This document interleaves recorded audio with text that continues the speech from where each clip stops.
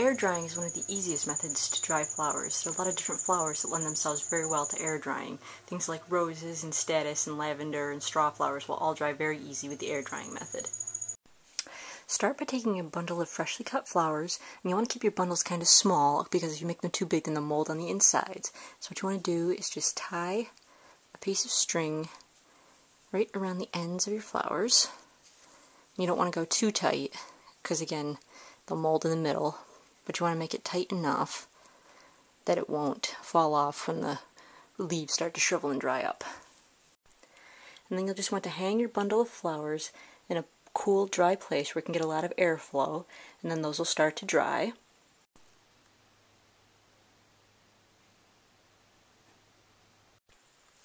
And then in about 2 weeks you'll find that the foliage has shrunk down quite a bit and the flowers are nice and dry. When they make a crisping sound, that's when you'll know that they're ready to be taken down and you can use them in craft projects. For more delicate flowers, you can dry them using silica crystals. Pour a layer of the silica crystals in the bottom of your pan.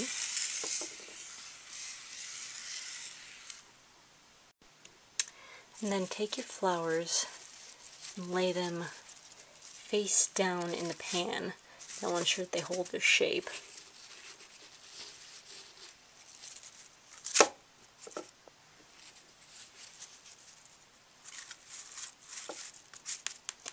And then you'll just cover them all completely with the remaining silica crystals.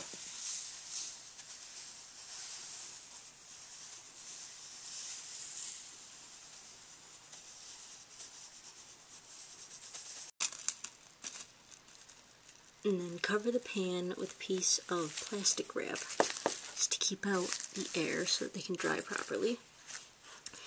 And what you want to do is just save this piece of plastic wrap so you can use the same one each time, and that way you won't be wasting plastic wrap. And then you'll just leave those in there for about 3 or 4 days, and they should usually be dry by then, and if not, you can always just put the plastic wrap back over them and dry them again. Now the silica crystals, once they have dried, you can reuse these over and over again.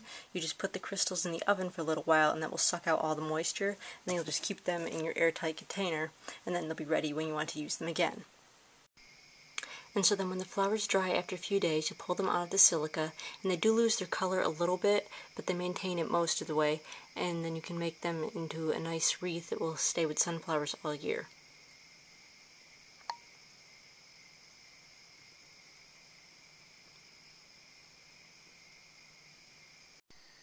Now another way to preserve flowers is to press them. Pressed flowers are really good if you like to use them to make note cards. The best flowers to press are going to be those that don't have a hard center. For example, a sunflower would not make a good pressed flower because it's got that hard center in the middle. You want to use soft flowers like pansies or petunias, or most leaves can be pressed. So to press leaves and flowers, you're going to lay down a piece of plain paper inside like a dictionary or a telephone book or some other large book. I use an Audubon book because it's a very heavy book. And then what you'll do is you'll just lay your flowers and your leaves to be pressed. Just lay those right out on your piece of paper.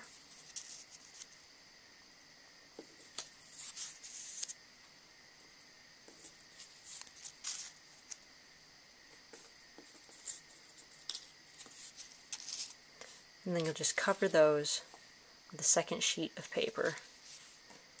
And then fold your book over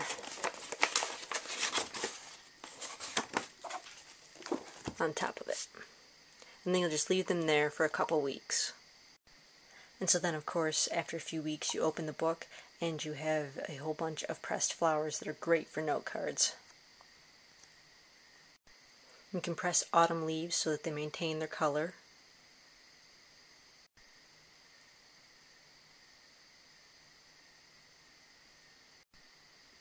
Or even 4-leaf clovers.